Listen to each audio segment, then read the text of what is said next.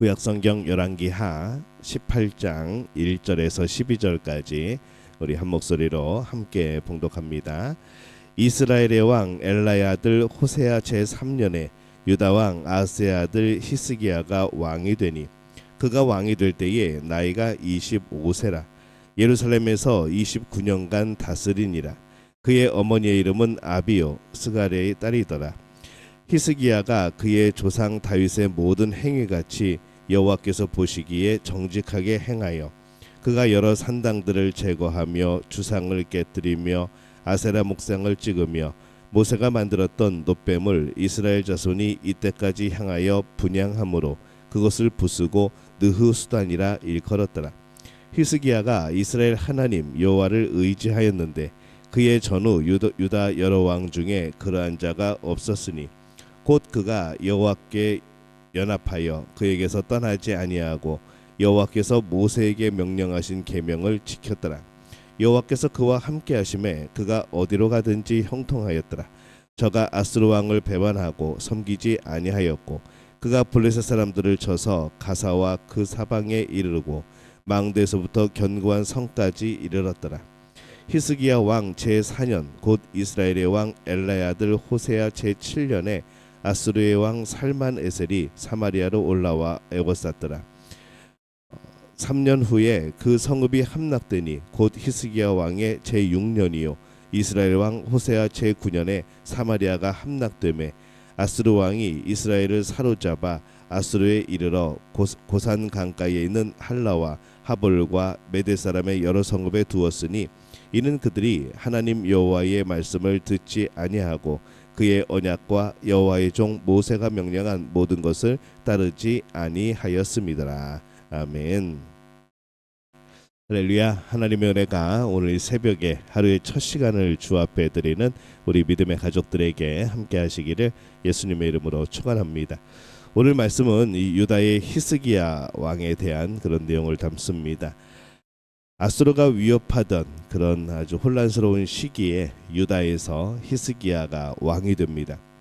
그래서 오늘 말씀의 1절은 이스라엘 왕 엘라의 아들 호세아 제3년에 유다 왕 아하스의 아들 히스기야가 왕이 되니 이렇게 기록을 합니다. 이 격변의 시대에 이 북이스라엘은 호세아가 왕으로 있었고 유다에는 히스기야가 왕이 된 거죠. 그래서 이것이 두 나라의 그런 앞으로의 일들을 나누게 되어지는 참 결정적인 그런 분기점이 되어집니다. 오늘 말씀 3절에 보면은 히스기야가 그의 조상 다윗의 모든 행위와 같이 여호와께서 보시기에 정직하게 행하여 이렇게 기록을 합니다.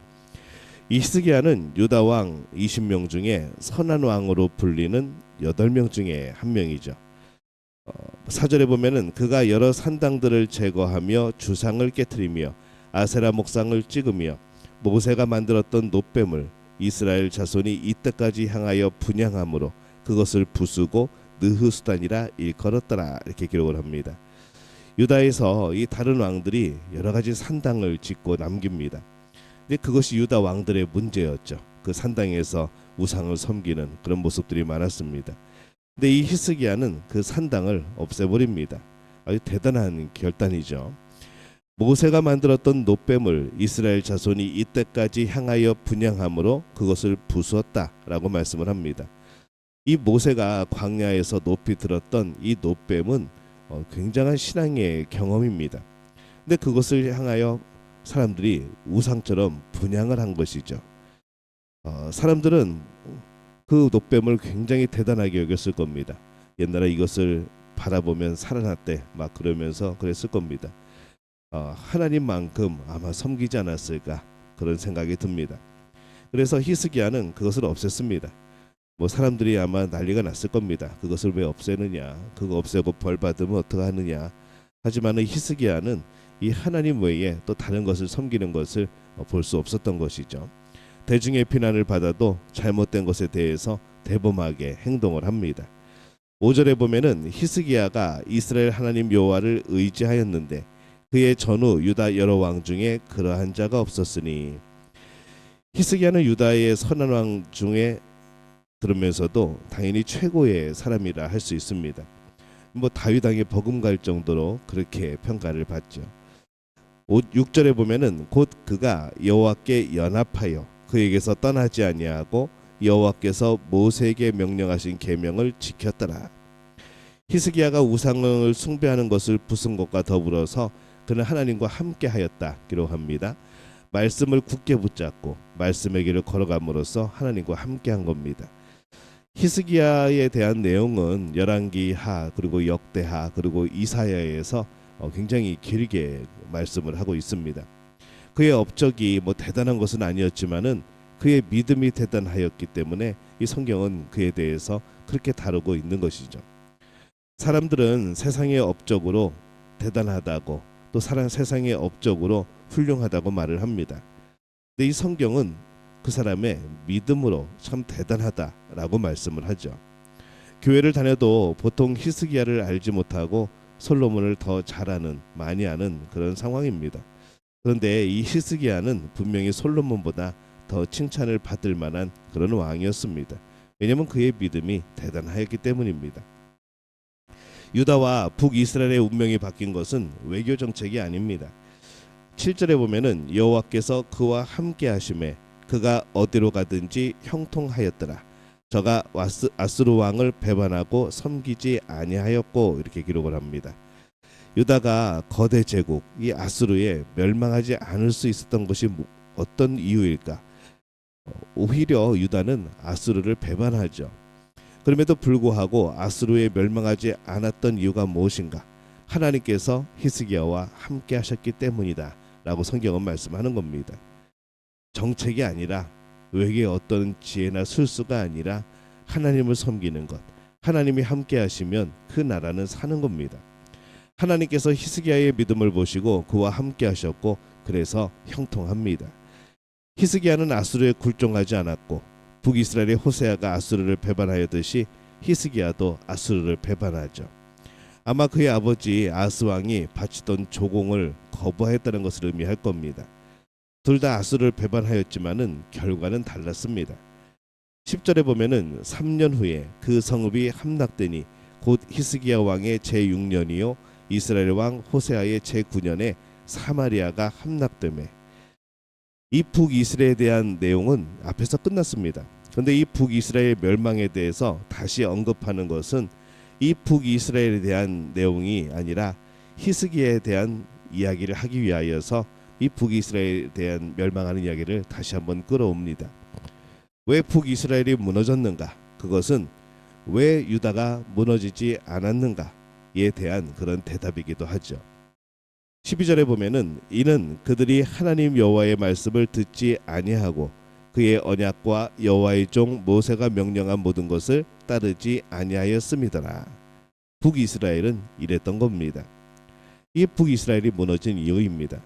그들이 말씀을 따르지 않으므로 이 하나님의 백성의 자리를 스스로 무너뜨린 겁니다. 그래서 하나님께서 그들을 지키실 이유가 없어진 것이죠. 히스기야 때에 유다는 무너지지 않았습니다. 물론 히스기야는 이 아수르의 침략에 대비하여서 오늘 우리가 알고 있는 그 유명한 히스기야 터널이라고 불리는 수로를 파면서 단단히 준비를 합니다. 그러나 이 북이스라엘은 무너졌지만은 유다가 무너지지 않은 가장 큰 이유가 무엇인가? 오늘 성경은 히스기야의 믿음 때문이라라고 말씀을 합니다. 히스기야는 말씀을 따랐기 때문에 하나님께서 보호하신 것이죠. 언약에 따라서 보호하신 겁니다. 이 북이스라엘의 멸망은 결국 그동안 쌓은 죄와 마지막 왕인 이 호세아의 죄가 쌓여서 무너집니다. 북이스라엘의 호세아는 비록 이전 왕들보다는 그 죄가 조금 덜했지만은 무너지지 않을 만큼 차이를 만들지는 못했던 것이죠. 오늘 우리가 말씀을 통해서 히스기야의 믿음을 봅니다. 아스루의 침략에 북이스라엘이 무너집니다. 그러나 유다는 견고히 섭니다. 히스기야의 믿음, 하나님을 섬기는 그 믿음을 보시고 이 하나님이 붙드시는 겁니다. 히스기야의 믿음은 엄청난 차이를 만듭니다. 북이스라엘과 남유다의 차이를 만들어내는 거죠. 그러면서 오늘 생각해 봅니다. 우리의 믿음은 오늘 세상 사람들과 하나님의 자녀의 차이를 만들어내고 있는가? 우리의 믿음이 무너지는 가정을 세우고 무너지는 교회와 나라를 세우는 그런 차이를 만들고 있는가? 정말 그런 믿음이 되어지기를 바랍니다. 세상 사람들이 살아가는 모습과 우리가 살아가는 모습이 똑같다면, 전혀 차이가 없다면 우리는 뭔가 잘못 살아가고 있다는 것이죠. 우리의 믿음은 차이를 만들어내야 됩니다. 우리 믿는 이들끼리도 서로의 차이가 있을 겁니다. 그 믿음이 어떠한지는 아무도 모른다는 것이죠. 그래서 우리의 믿음은 차이를 만들어내야 됩니다. 진짜 믿음, 가짜 믿음의 분별하는 차이가 있어야 된다는 것이죠. 믿음으로 살면 우리는 분명히 세상에서 차이를 만들어내는 그런 사람이 될 수 있을 겁니다. 하나님의 자녀가 하면 달라지고, 하나님의 자녀가 뭔가를 하게 되면 성실하게 되어지고, 하나님의 자녀가 함께 되어지면 그것이 정말 깨끗하게 되어지고, 이 그런 차이들을 만들어내야 된다는 것이죠. 그래서 우리가 세상으로 파송되어서 우리가 있는 그곳에서 우리는 그 차이를 만들어내는 겁니다. 그것이 가정이든, 그것이 직장이든, 그것이 사업이든, 하나님의 자녀가 일하는 그곳은 분명히 세상 사람들이 일하는 그곳과는 다른 모습이 되어야 하는 것이죠. 오늘 우리는 그렇게 믿음의 차이를 만들고 있는지, 오늘 우리를 스스로를 돌아보면서 진정으로 하나님을 온전히 섬기고 하나님께서 붙드시고 보호하시고 역사하시는 놀라운 은혜를 경험하게 되어지는 우리 믿음의 가족들 되시기를 예수님의 이름으로 축원합니다.